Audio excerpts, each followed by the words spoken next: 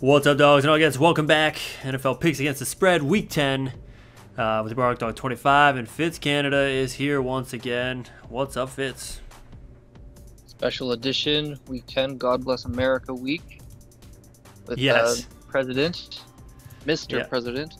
Yeah, well, and also Veterans Day was yesterday, so and Yep. my dad served in Vietnam, so gotta honor that man because he is the man.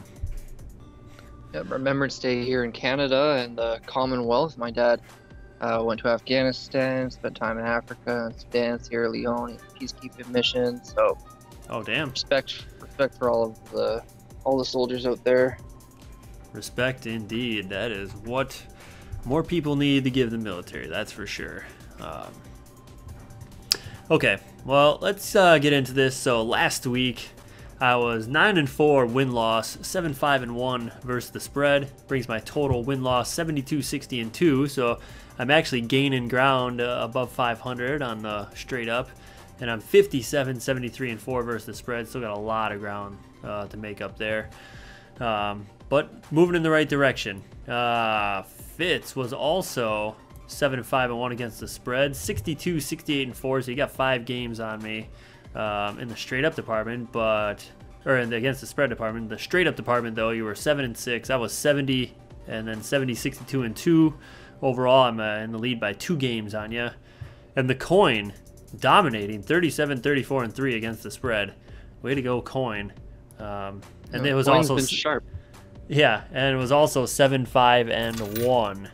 So we were all 7-5-1, and I guaranteed cash last week on my title, and I was 7-1-1 through the first 9 games, and then the wheels came off, and I lost the last 4 games.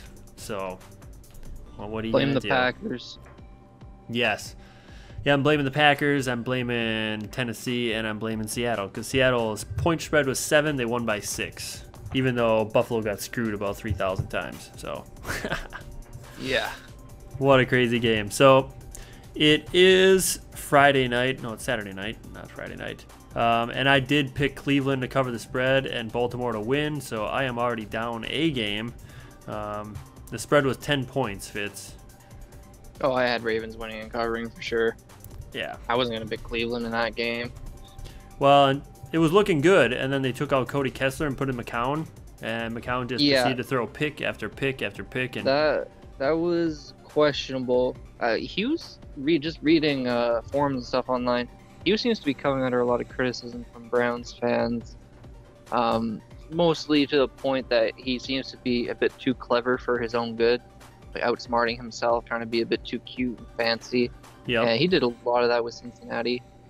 But it mostly worked for Cincinnati probably because there's more talent in Cincinnati, the Browns team.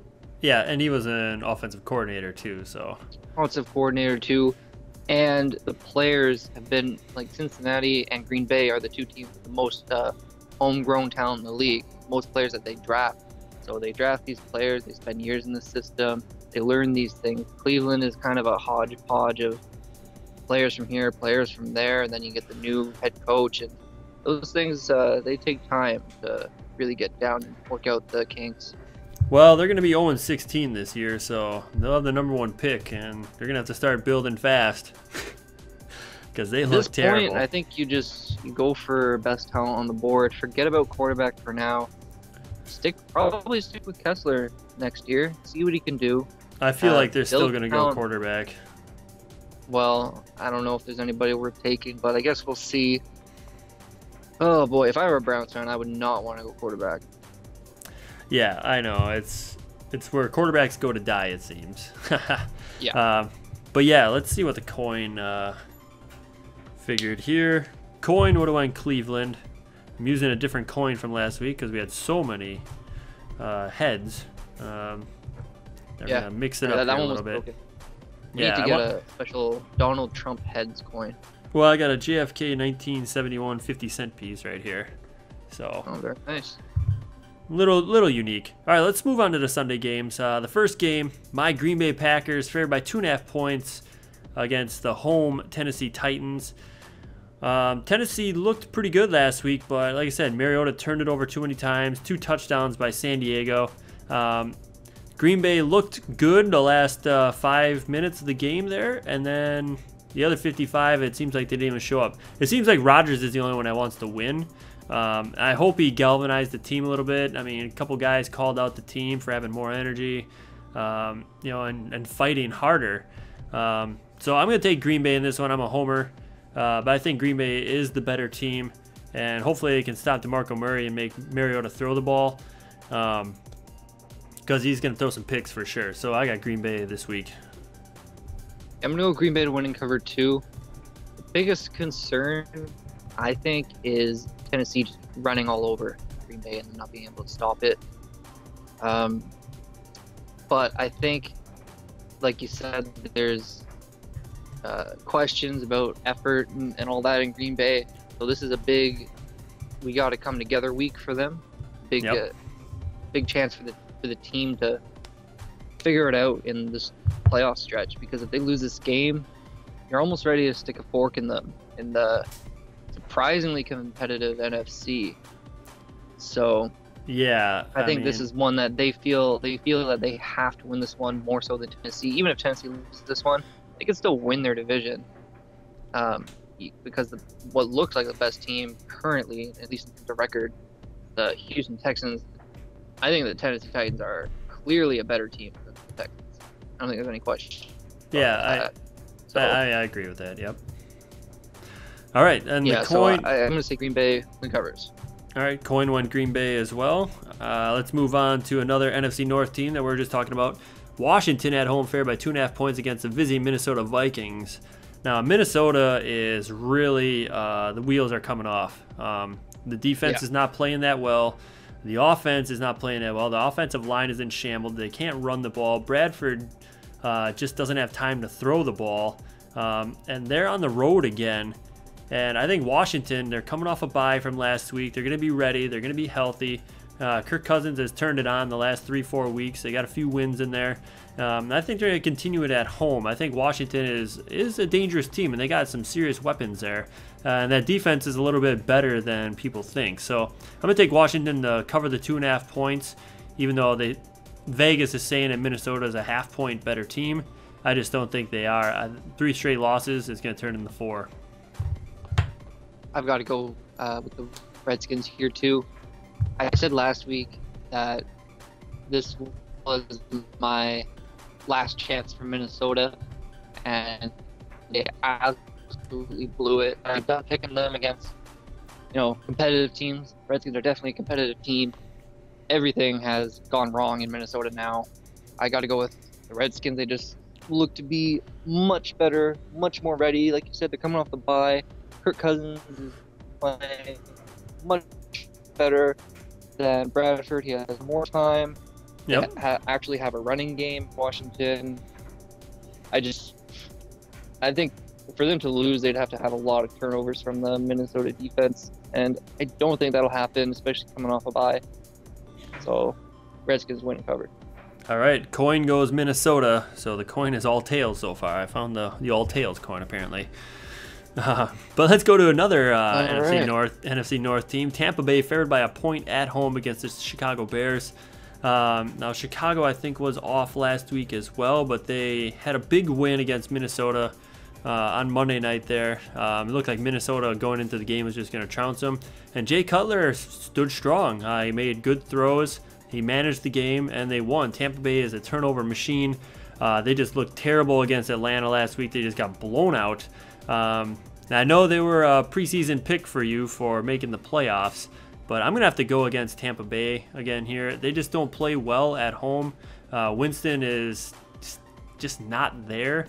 And Chicago, I mean, they're rounding out to be a decent team. I thought they were going to be a dumpster fire, but they've played pretty well with all the injuries and the lack of talent that they have. So I'll take Chicago to win this one and cover. I'm going to go Tampa Bay, win and cover. Okay. Although I do agree with you that Chicago looks much better than we thought to start the year. Something has changed in the culture. Okay. Onward. Well, yeah, so kind of paraphrase what you were just saying with Tampa Bay, and then we'll move on. Yeah, I just think Tampa Bay. We saw Mike Evans absolutely go off the couple weeks, and the Bears, they're not as old with the production, which is what's caught us off guard. And I think that Tampa Bay is going to be able to outgun them in this case. I'm looking for a somewhat high-scoring game that Tampa Bay can pull out on top. Okay, all right. The coin goes Tampa Bay as well. Let's move on to this is going to be a black and blue game here. It's going to be a good game. Carolina at home favored by 3 points against the visiting Kansas City Chiefs. Now, Carolina, I picked them last week, and they barely beat the Rams. They actually tied the spread. The spread was 3. They won 13-10. I think they're turning into a good team. They got a few wins under their belt. Newton's getting in sync with the offense. Jonathan Stewart's running the ball, which is key to their success last year and is key this year. Kansas City, they've been dinged up. Smith's been dinged up. Ware's been dinged up. That defense has not been playing that well. They barely beat Jacksonville last week. They put up 19 solid points. And they held Jacksonville to 14, but Jacksonville just isn't a good team. We got Carolina to win and cover this game. I think they're just a better team, and I think they're starting to come into their own. I don't think they'll make the playoffs, but I think they'll beat Kansas City here on the road. That's been kind of ailing a little bit. I'm also going to go Carolina to win and cover. Like you said, I don't think they're making the playoff. I think they're going to play them. They're going to end up playing themselves out of a high draft pick. Is what they're going to do. Yeah. Because we all know how much talent they have on that team. They're starting to put it together. Kansas City's still a pretty good team, but yeah, Carolina just looks to be coming into their own now. So I'm gonna take the hot team and say Carolina. Very nice. And the coin takes the hot team as well in Carolina. So let's move on. Philadelphia, this is going to be a fun game. Philadelphia at home, favored by a point against visiting Atlanta Falcons. Philadelphia is kind of going down. That defense is not playing as well. Wentz is not playing as well. It seems like Doug Peterson is kind of panicking. He's going for it on 4th down a lot. He's not doing conservative play calling like he did early on in the season, controlling the football, not making mistakes. And it's just basically the opposite of after their 3-game win streak to start the season. Atlanta, obviously a very hot team, took care of Tampa Bay. Long rest week. It's been 10 days since they played. I think they're going to be ready to run and gun here in Philly. I think Julio, Ryan, Tevin Coleman should be back. Devontae Freeman, Sanu. That offense is just strong. The defense coming to its own with Dan Quinn there. I got Atlanta winning and covering the 1 point fairly easily. Have to go Atlanta here for sure. They look like legitimate Super Bowl contenders. And Philadelphia, they're kind of halfway there. They're still working out kinks. And I guess a lot of that comes back to rookie quarterback. As talented as he does look, recent weeks there have been turnover problems. So once they figure that out, maybe they could start to contend for playoffs as soon as next year or 2 years. But I think it's too soon for them. But Atlanta, this is their time right now. They're at their peak. Matt Ryan and Julio Jones and the rest of that team. I'm surprised it's only 1 point spread, because I think this is going to be 2-score victory for the Falcons. Yeah, it's crazy how much lack of respect Atlanta is getting in this game. Well, the coin gives Philly some respect and actually goes with the home team. So the coin mixing it up a little bit. All right, next game. This is a tough game to call. New York Jets favored by 2 at home against the visiting LA Rams. The Jets have a hobbled Fitzpatrick and just basically a hobbled offense outside of Forte. There's just not much there. I mean, Marshall hasn't done too much, and Nunwa has been a little bit, but I mean, Fitzpatrick just hasn't been the QB he was last year. That defense is not the same. That secondary, Darrelle Revis is the most overpaid player out there. He is just not good, allowing so many big plays. But then you look at the LA Rams, Casey Keenum turning it over a lot, Jeff Fisher, perennial 7-9. It might be a game where they actually come across the country and play well, but I mean, it's a long trip from LA. They played last week. They played hard in Carolina. They lost, only put up 10 points. Gurley just hasn't shown anything. Kenny Britt's kind of okay. Tavon Austin hasn't done too much for big plays this year. And I got the Jets winning and covering this one. I just don't like the LA Rams. I don't like Jeff Fisher, and I don't like that offense that they have. I've been back and forth on this game. I originally had the Rams, but the more I thought about it, it is home field for the Jets too, right? Yep. Yeah. So the more I thought about it, like you said, Jeff Fisher, don't like Case Keenum. A lot of things not to like about both of these teams, but I still keep thinking back to week 1 when they played the Bengals and how super competitive the Jets looked. And a lot of that was their defensive line. So as bad as Revis has been and that secondary as a whole, I think that defensive line is what's going to win this game. You're going to really get in the Keenum space. The running game, for reasons, is not being there for the Rams. So yeah. I just don't see how their offense is going to get it done. And we know that the Jets can score points. But they do have very good receivers, even with Decker out. He stepped up big Forte. It all comes back to Forte. So I think the Jets do enough to win the game. Maybe over the Chiefs. All right, the Jets do enough, and the coin says LA will do enough. The coin is the contrarian this week, which is kind of funny. All right, now this game is another interesting one. New Orleans at home, favored by only 1.5 points against visiting Denver Broncos. And it's pretty much best on best. Best offense, Drew Brees against best defense, and Von Miller and Aqib Talib. But New Orleans perennially plays well at home. I think the defense of New Orleans is better than the offense of Denver, especially with Trevor Siemian. He just doesn't look good. He didn't look good against Oakland last week in that Sunday night game. And New Orleans is just, they've been playing really well. I mean, they have a few wins in a row. They're climbing back up there. And, they might make a push for a wild card if their defense keeps improving. And Breeze keeps putting up 350 yards and 3 touchdowns a week. So I'm going to take New Orleans to win and cover of 1.5 points. I just think it's a lack of respect for New Orleans to think that Denver is a 1.5 better on an even playing field. I just think New Orleans at home is at least a 3 to 4 point favorite for sure. Yeah, I actually looked at the Saints' schedule before doing this because I was interested to see something. I thought, this is a high-scoring, high-octane offense. I thought back to the Oakland game and how they've lost to a couple good teams this year, but those good teams like Oakland have scored a lot of points. And it turns out of the games that the Saints have lost, only one of them did the opponent score less than 20 points. It was against the Giants. I think it was 16-13. Yeah. But that game is a deviation because every other game that they've lost, their opponent has scored at least 27 or 28 it was. I don't see Denver scoring 28 points against them. I think when it comes no. Yeah, and looking at the Broncos defense last week, I don't think the Saints are afraid about scoring on them.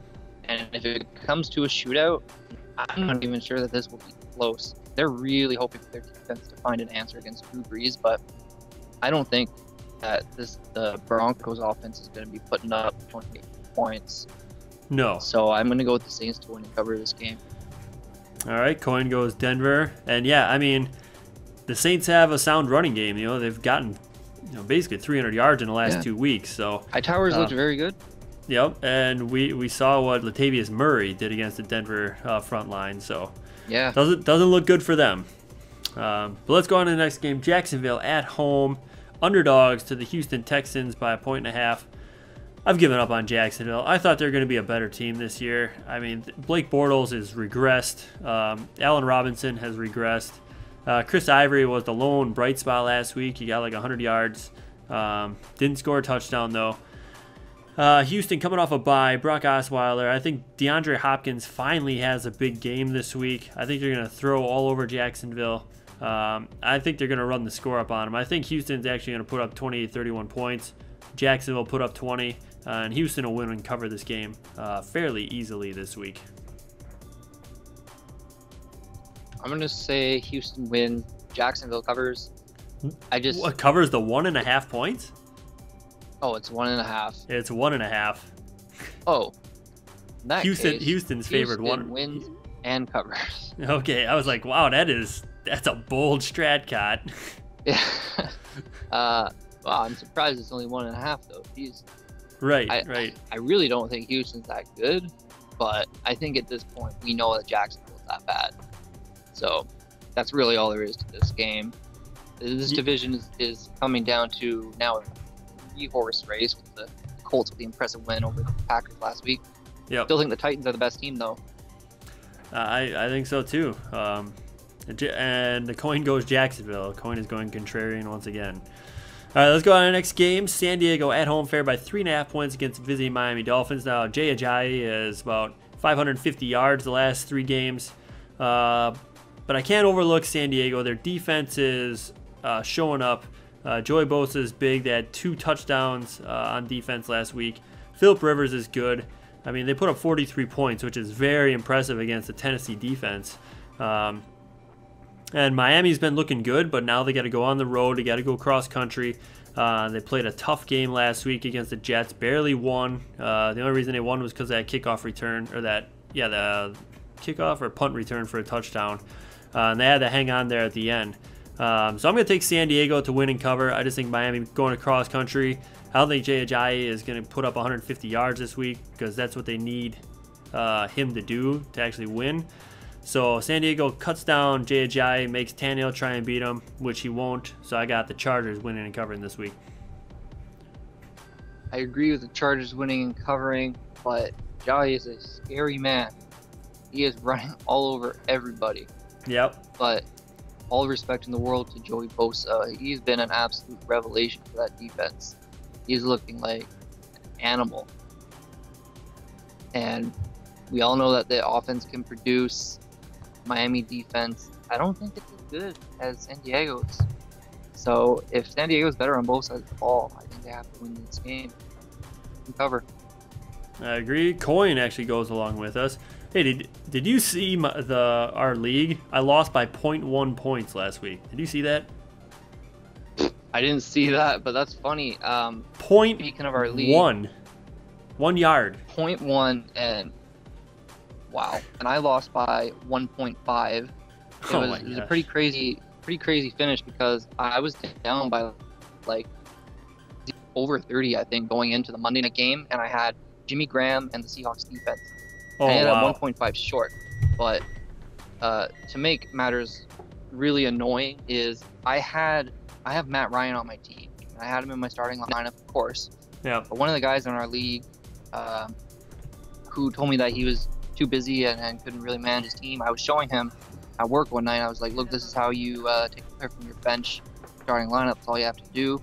And I moved Jameis in over Ryan as an example. I forgot to put Ryan back. If I had Matt Ryan in, I win that easily. That's right. I remember you saying that last week. Oh, just brutal that cost me. I looked at my bench, and there was no bench performer that outperformed my starters, so there was no way I could have won. There was no what if. I couldn't believe it. 0.1 points. That Heartbreak. is brutal. Yeah. What's brutal is going to be this next game. Pittsburgh favored by 2.5 points at home against the visiting Dallas Cowboys. Obviously, Dallas is just on a tear. 7 straight wins. Dak Prescott tearing it up. Ezekiel Elliott tearing it up. Controlling the line of scrimmage. Controlling the time of possession. Not turning the ball over. And just crushing people, honestly. And just out physicaling everybody. Pittsburgh. Now, I started Roethlisberger last week in a league, I think our league, and he put up like no points because he was hurt and he rushed himself back. And I don't think he's going to be fully back. I mean, he had surgery like 20 days ago, and he just looked off last week. So I got Dallas winning and covering this game. I just don't think Pittsburgh is back yet. I think Big Ben needs another week. And once that week passes, I think he's going to get back into the flow of the offense. Definitely, Dallas. Their defensive line and offensive line are just amazing. The offensive line in particular, like, I don't see Pittsburgh stopping their here.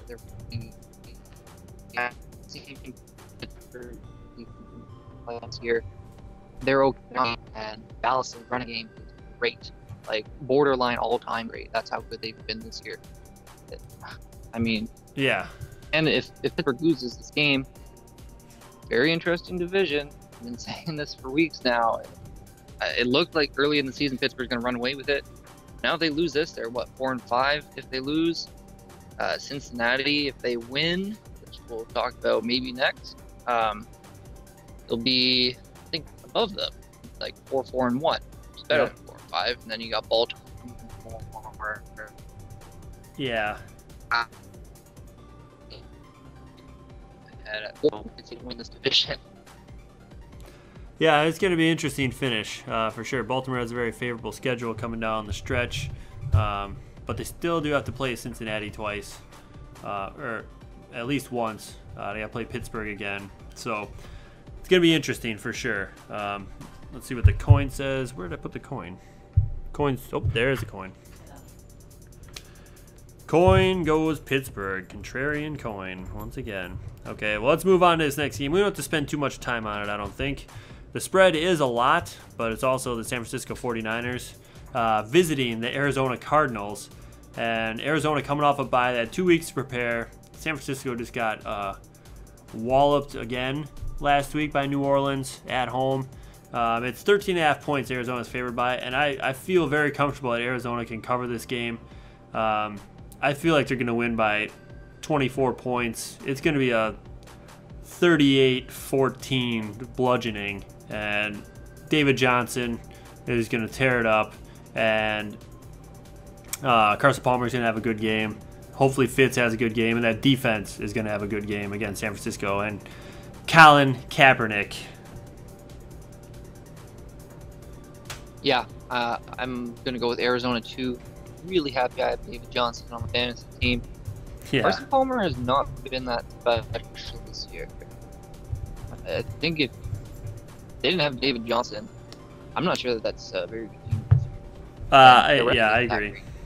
I agree. So there's a little bit of uncertainty in the point spread for me, but I'm still going to go with the Cardinals. Basically just playing the averages. David Johnson's going to run all over them in all likelihood. San Francisco's going to struggle to score in all likelihood.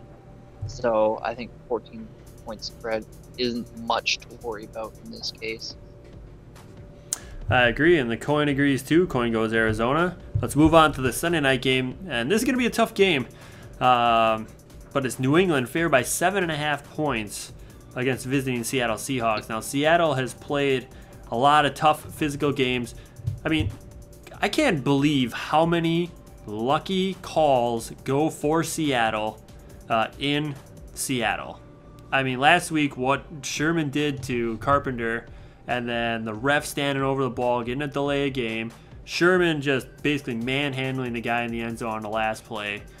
The Fail Mary, Detroit last year, Atlanta this year. I mean, when is karma going to set in? And they're going to start getting some terrible calls in that building. I mean, it's just ridiculous. But New England is just such a strong team. Favorite for the Super Bowl, obviously. Tom Brady, 12 touchdowns, no picks. At home, Seattle's played a lot of tough physical football over the last 3 weeks. And I think they're just a beat-up team, and going across country is going to be tough for them. So, we lost Fitz there.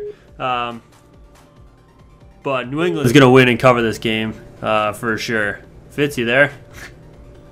Yeah, I'm here now. You hear me? Yep. Okay, I got New England covering the 7.5 points over Seattle. Yeah, I'm going to go with New England as well. I know that Seattle's defense is good. Their offense comes up in big time in the big games, but I don't see them being able to stop Brady to Gronkowski, simply put. I think that's the difference in this game. And New England's defense isn't bad either. So it'll be close, I think. Like third quarter, going into the end of the third quarter, I could see it being like a 1 touchdown difference either way. But I expect New England to pull out the victory in the end and cover the spread with a touchdown near the end of the game. Very nice, very nice. And the coin agrees with New England.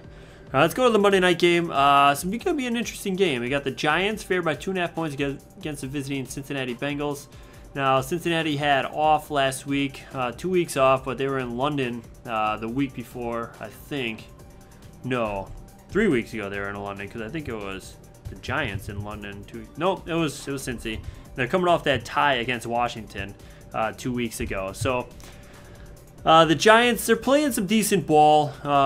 They're not putting up as many points as people would assume they were going to at the beginning of the season. Everybody was saying that they could have the best wide receiver trio on the block, and Eli's just going to tear everybody up. Their defense is okay, and I think Cincinnati is coming into their own. I think they're playing a lot better the last few weeks, regardless of the tie.